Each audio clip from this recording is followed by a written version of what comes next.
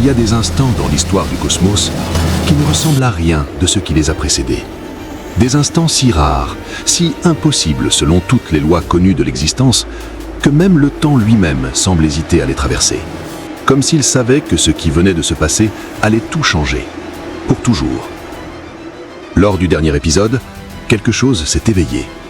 13 anges, une décision froide, une trahison calculée au millimètre. Ils avaient tout prévu, tout calculé. Ils avaient pesé chaque variable, chaque probabilité, chaque risque. Ils avaient conclu que Son Goku, le guerrier, le protecteur, le sauveur, était devenu trop grand pour le monde qu'il habitait. Et ils avaient agi. Mais ce qu'ils n'avaient pas prévu, ce que leurs équations parfaites, leurs millénaires de sagesse froide et leurs instruments de mesure cosmique n'avaient absolument pas su intégrer dans leurs calculs, c'était ça. Ce qui flottait maintenant au-dessus du cratère. Ce qui les regardait. Ce qui n'avait pas encore de nom. Le monde s'était arrêté. Ce n'est pas une métaphore, pas une façon de parler. La rotation de la planète avait littéralement ralenti d'une fraction imperceptible, comme si la masse de ce qui venait de se manifester pesait sur la réalité elle-même et en perturbait les lois fondamentales. Les 13 anges ne bougeaient plus. Ils flottaient en cercle parfait au-dessus du cratère, leur sceptre toujours levé. Mais leurs mains ne tremblaient plus par puissance, elles tremblaient par autre chose, par quelque chose qu'aucun d'eux n'avait encore eu l'occasion de ressentir depuis le commencement de leur existence millénaire. De l'incertitude. Au centre de tout cela, là où la Terre avait fondu et où l'espace lui-même portait encore les cicatrices de l'impact de leurs 13 attaques combinées, Son Goku flottait, immobile, les yeux ouverts sur quelque chose que personne d'autre dans cette dimension ne pouvait voir. Et il respirait, doucement, régulièrement, comme quelqu'un qui vient de se réveiller d'un très long sommeil et qui regarde le monde avec les yeux de quelqu'un qui le voit pour la toute première fois. Vados fut la première à parler. Elle n'utilisa pas sa voix habituelle, celle du rapport froid, de l'analyse clinique. Elle murmura. Elle demanda à voix basse ce que leurs instruments indiquaient. Et les chiffres qui remontèrent vers elle depuis son sceptre ne ressemblaient à rien de ce qu'elle avait jamais lu dans toute l'histoire cataloguée de la création. Pas une signature d'énergie connue, pas une forme répertoriée. Rien. Comme si l'univers lui-même avait décidé de refuser de mesurer ce qui se trouvait devant eux. Martinus serra les dents. Elle qui n'avait jamais connu le doute, elle dont la certitude était aussi absolue que les lois cosmiques qu'elle était chargée de défendre, observait Goku avec des yeux dans lesquels quelque chose d'inconfortable venait de s'installer. Elle formula une question qu'elle ne s'était entendue poser de toute sa vie. Est-ce qu'il était possible qu'il se soit trompé? Personne ne répondit. L'aura autour de Goku pulsait à un rythme lent, presque méditatif. Pas le bleu de l'ultra-instinct, pas le doré du Super Saiyan, quelque chose entre les deux et au-delà des deux. Une couleur que l'œil percevait, mais que le cerveau refusait de nommer, comme si la nommer la rendrait trop réelle, trop définitive. Ses cheveux argentés ne vibraient plus avec l'intensité frénétique d'un guerrier en état de combat maximum. Il flottait, lentement, comme de la fumée dans une pièce sans vent. Et ses yeux qui avaient toujours été la fenêtre la plus honnête de son âme, ses yeux noirs et brillants qui souriaient avant que ses lèvres ne s'y mettent, ses yeux n'étaient plus tout à fait les siens. Il regardait au-delà, infiniment au-delà, comme des fenêtres ouvertes, non pas sur un visage, mais sur quelque chose d'immense et d'ancien et complètement silencieux. Whis, lui, observait tout cela sans bouger. Et dans le secret le plus profond de sa pensée millénaire, dans cet endroit qu'aucune équation ne pouvait atteindre, il reconnaissait quelque chose qu'il espérait ne jamais avoir à reconnaître.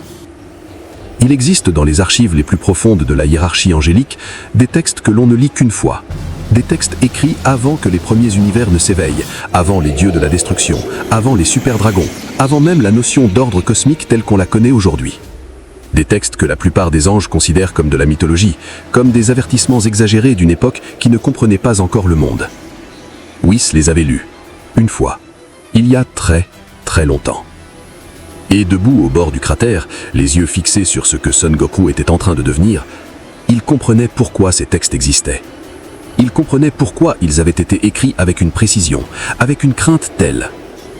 Korn, l'ange de l'univers 11, celui dont le poing avait reçu de premier impact de Goku et dont les robes portaient encore la marque sombre de cette rencontre, s'avança vers Whis. Il lui posa la question que tous les autres avaient dans les yeux mais n'osaient pas formuler. Qu'est-ce que c'est? Whis prit un temps un temps long, inhabituellement long. Puis il répondit. Pas avec sa légèreté habituelle, pas avec ses formulations élégantes et ses détours didactiques qu'il utilisait quand il voulait enseigner sans effrayer. Il répondit directement, avec la voix de quelqu'un qui porte un poids. Il expliqua qu'il existait dans ses anciens textes un concept que les anges de sa génération avaient choisi d'ignorer, un concept trop abstrait, trop éloigné de tout ce qu'ils avaient jamais observé pour sembler réel.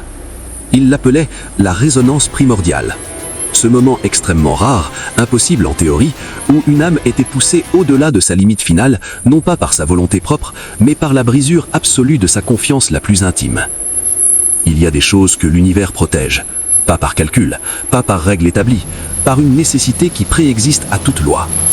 Et certaines âmes, pas beaucoup, peut-être une par éra cosmique, portent en elles quelque chose qui appartient à cette nécessité, quelque chose d'endormi, quelque chose antérieur à tout ce qu'on appelait le pouvoir. Vados comprit avant les autres. Sa voix porta une gravité nouvelle quand elle demanda si cela voulait dire que leur attaque avait déclenché cela, que c'était eux qui avaient causé ce réveil. Whis ne répondit pas avec des mots, il ferma les yeux, et ce silence était une confirmation plus éloquente que n'importe quelle phrase. Martinu fit alors quelque chose qu'elle n'avait jamais fait de toute son existence. Elle regarda en arrière, non pas physiquement, mentalement. Elle rembolina la décision prise dans ce palais sans écho, hors du temps, hors des dimensions. Elle revit les chiffres, les extrapolations, la conclusion unanime. Et pour la première fois, une fissure s'ouvrit dans la certitude absolue qui avait toujours constitué son identité la plus profonde. Une toute petite fissure, imperceptible peut-être pour ceux qui la regardaient de l'extérieur, mais elle la sentait. Ils avaient peut-être commis une erreur. Pas une erreur de calcul, pas une erreur de procédure, une erreur fondamentale. Ils avaient traité l'imprévisibilité de Goku comme une menace à éliminer.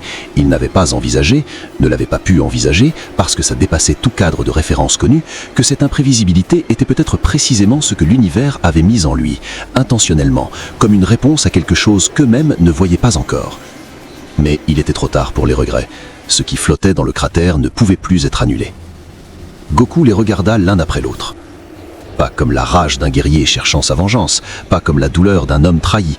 Il les regarda avec quelque chose de plus perturbant encore, avec une compréhension totale, absolue, dépourvue de jugement, comme on regarde des enfants qui ont fait une bêtise sans en mesurer les conséquences. Pas qu'ils soient en colère, pas qu'ils veuillent se venger, mais qu'ils semblent les comprendre entièrement, voir à travers eux, voir ce qu'ils étaient, ce qu'ils avaient peur d'être et ce qu'ils n'avaient jamais osé se demander. Sa voix, quand elle vint, était la sienne. Reconnaissable, familière, avec cette qualité directe, sans artifice, qui avait toujours été la marque de Son Goku. Mais en dessous de cette voix, comme une rivière souterraine sous un sol en apparence ordinaire, il y avait une résonance, une profondeur qui faisait vibrer quelque chose dans la poitrine de ceux qui l'entendaient. Pas de peur, quelque chose d'antérieur à la peur. Il dit qu'il les voyait. Pas leur corps, pas leurs auras, pas leur niveau de puissance. Il voyait ce qui les avait amenés là. Il vit la peur que Vados n'avouait jamais, cette terreur secrète que l'ordre qu'elle défendait soit moins parfait qu'elle ne le croyait. Il vit la solitude de Korn, l'ange qui avait passé des éternités à appliquer des règles sans jamais pouvoir se demander si ces règles avaient un sens. Il vit le poids que portait Martinu, la conviction absolue qui était aussi une prison, parce qu'une conviction sans doute ne laisse aucune place à la croissance. Et il vit Whis. Il vit Whis comme personne ne l'avait jamais vu. Il y a des moments où un regard peut faire plus de dégâts qu'une attaque. Des moments où être vu, vraiment vu, jusqu'au fond de ce qu'on est plus dévastateur que n'importe quelle souffrance physique. Whis baissa les yeux. Pour la première fois depuis des millénaires, l'ange le plus sophistiqué de l'univers 7 ne pouvait pas soutenir le regard de quelqu'un en face de lui. Pas par honte exactement, par quelque chose de plus complexe que la honte. Par la reconnaissance soudaine et douloureuse de ce qu'il aurait dû voir depuis longtemps et qu'il avait choisi de ne pas voir, de ne pas vouloir voir. Goku n'accusa pas, il ne demanda pas de compte. Il dit simplement, et dans ce simplement résidait tout, qu'il comprenait, qu'il n'était pas en colère, mais qu'il ne pouvait plus faire semblant que rien ne s'était passé.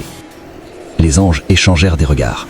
Cette situation n'existait dans aucun protocole, aucune procédure, aucun des textes qu'ils avaient mémorisés au fil des éternités ne prévoyait ce scénario, une target qui survit, qui transcende et qui choisit la compréhension plutôt que la destruction. Martinu, incapable de rester passive face à quelque chose qu'elle ne contrôlait pas, redressa son sceptre. Elle dit que peu importe ce qui venait de se passer, leur mission restait la même, que les lois de l'univers ne changeaient pas parce qu'un individu se révélait exceptionnel, que si quelque chose, cela confirmait encore davantage la nécessité d'agir. Goku tourna son regard vers elle, et cette fois, il ne dit rien. Il n'eut pas besoin, pas parce que c'était plus fort, pas parce que c'était plus rapide, pas parce que c'était plus destructeur. parce que c'était différent dans sa nature même. L'espace autour de Goku ne se comprima pas comme lors d'un chargement d'énergie, ne se dilata pas comme lors d'une libération de puissance, il transformait, comme si la réalité elle-même était en train de changer d'état, de passer d'une forme à une autre, comme l'eau qui devient vapeur, mais à une échelle qui concernait les lois fondamentales de l'existence plutôt que les simples molécules. Les sceptres des anges, ces artefacts cosmiques capables de mesurer n'importe quelle forme d'énergie connue dans les structures du cosmos, se mirent à produire des lectures erratiques, des valeurs impossibles, des symboles que leurs interfaces n'étaient pas conçues pour afficher parce que ces valeurs n'étaient pas censées exister. Martinu lança une attaque. Elle n'avait le choix. L'inaction face à quelque chose d'inconnu était la seule chose qui la terrifiait plus que l'action. Son sceptre projeta un vaisseau d'énergie angélique pure, la forme d'énergie la plus raffinée qui existait dans les structures connues du cosmos, capable de neutraliser n'importe quelle aura, n'importe quelle transformation, n'importe quel état de puissance répertorié. Le vaisseau atteignit Goku et se dissipa, pas absorbé, pas dévié, dissipé, comme si l'énergie angélique avait rencontré quelque chose d'antérieur à elle-même et s'était simplement cessée d'être relevante. Goku leva une main. Les anges de l'univers 3 et 9, ceux dont les calculs avaient été parmi les plus précis lors du conseil, se déplacèrent simultanément pour encercler Goku par les flancs. Leur formation était parfaite, leur coordination sans faille. Ils créèrent entre leurs sceptres un réseau d'énergie capable de découper la réalité en sections, d'isoler l'espace et d'annuler tout mouvement à l'intérieur. Goku traversa ce réseau comme on traverse un rideau de fumée. Pas en forçant, pas en brisant, en passant à travers, comme si les barrières n'existaient pas pour lui. Non pas parce qu'il était assez fort pour les détruire, mais parce qu'elles opéraient dans une couche de réalité à laquelle il n'appartenait plus tout à fait. L'ange de l'univers 3 fut touché en premier, pas par un coup de poing, par la simple onde de passage de Goku à travers l'espace, une perturbation si fondamentale dans le tissu de la réalité que le fait de la subir à courte distance provoqua une douleur que cet ange n'avait pas de référence pour nommer. Puis l'ange de l'univers 9, puis Corne de nouveau, qui tenta de placer une contre-attaque et se retrouva à frapper le vide que Goku avait occupé une fraction de seconde plus tôt et qui portait encore l'empreinte de ce qui venait de se passer là, comme une brûlure dans l'espace. Les 13 réagirent en formation maximale. Jamais dans l'histoire de la création, les anges n'avaient utilisé leur puissance totale combinée en même temps. Jamais cela n'avait été nécessaire. Même face aux pires crises cosmiques de l'histoire des univers, même lors des grands tournois, où les enjeux étaient l'existence entière d'univers entiers, ils avaient toujours eu une marge, toujours gardé quelque chose en réserve. Là, ils n'en gardèrent aucune. 13 sceptres s'illuminèrent d'une lumière qui n'avait pas de couleur, ou plutôt d'une lumière qui avait toutes les couleurs simultanément, si concentrées qu'elles en devenaient blanches et absolues. Un pilier d'énergie cosmique descendit vers Goku depuis toutes les directions à la fois, depuis le haut, les côtés, l'intérieur de la réalité elle-même. La plaine fut éradiquée sur 100 km dans chaque direction. Quand la lumière se dissipa 30 secondes plus tard, il ne restait plus rien. Pas d'herbe, pas de roche, pas d'atmosphère. Juste un vide parfait, une sphère d'inexistence creusée dans la géographie du monde, comme si quelque chose avait décidé que cette portion du monde n'avait pas le droit d'exister. Et au centre de ce vide, Goku, toujours là, toujours debout, toujours calme. Sa main droite était levée, paume ouverte vers le ciel, et dans cette main, dans l'espace d'une main humaine, flottait quelque chose qui ressemblait à une étoile compressée. Quelque chose qui contenait une lumière si dense qu'elle courbait l'espace autour d'elle, qui absorbait la réalité environnante et la transformait en quelque chose que personne ne savait nommer. Il n'avait pas esquivé, il avait simplement reçu l'attaque totale de 13 anges à puissance maximale. Et ce qu'il en avait fait, c'était ça, cette petite chose lumineuse dans sa main, compacte, parfaite, qui semblait contenir plus d'énergie que le soleil sans en avoir la violence. Whis murmura pour lui-même. Sa voix était si basse que seul quelqu'un accordé à la même fréquence aurait pu l'entendre. Il dit que c'était impossible, que ce qu'il voyait violait 3 lois fondamentales simultanément, qu'aucune forme d'existence connue ne pouvait absorber, condenser et transformer l'énergie angélique de cette façon. Puis il s'arrêta, et il ajouta encore plus bas, sauf une. À des milliards de kilomètres de là, sur une planète dont le nom n'importait pas, dans un palais dont le luxe était inversement proportionnel à l'état d'esprit de son occupant, Beerus était debout. Il était debout depuis le moment où Goku avait ouvert les yeux dans le cratère. Il était debout depuis le moment où cette onde, cette perturbation impossible dans le tissu de la réalité, avait traversé l'univers entier à une vitesse qui n'avait pas de nom dans la physique connue. Le dieu de la destruction regardait le vide entre les étoiles. Il cherchait, pas avec ses yeux, avec quelque chose de plus profond, ce sens que seuls les dieux de la destruction possédaient, ce sens qui leur permettait de percevoir l'équilibre de l'univers comme un musicien perçoit une note faute dans une symphonie, ce sens qui lui disait depuis des siècles quand quelque chose, quelque part, était en train de basculer. Et ce qu'il sentait maintenant n'était pas un basculement, c'était une réécriture. Bérus connaissait cette sensation, c'est ce qui le perturbait le plus.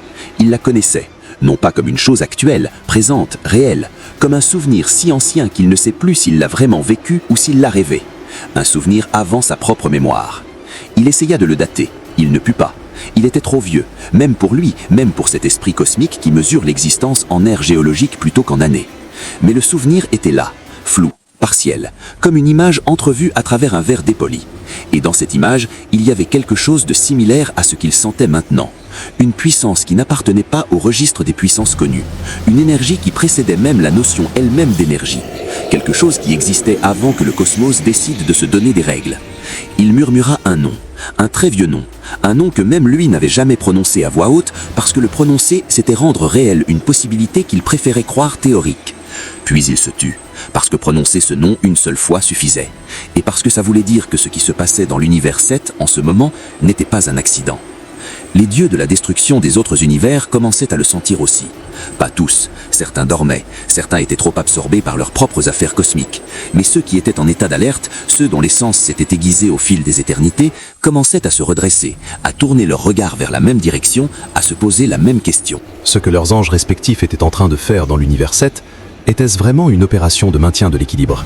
Ou avait-il déclenché quelque chose que personne ne savait comment arrêter? Goku regarda la lumière dans sa paume. Cette chose qu'il avait captée, cette énergie des 13 anges à leur puissance maximale, condensée et transformée en quelque chose d'autre par ce qui s'était éveillé en lui appartenait maintenant. Il pouvait la sentir, la comprendre, la voir pour ce qu'elle était réellement. Pas une menace, pas une arme, de la peur.